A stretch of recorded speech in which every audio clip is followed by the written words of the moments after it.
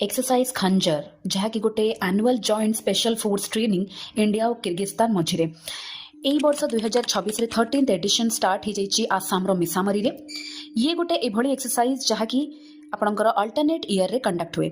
Alternate year माने last year आपणकर 12th addition Kyrgyzstan रे कंडक्ट होता, एई वर्ष 13th एडिशन इंडिया रे कंडक्ट होची आसाम रे। ये गोटे आपणकर 14 दिन रो एक्सरसाइज जहाँकि फेब्रुआरी 4 रु ऑलरेडी स्टार्ट हो जाइए।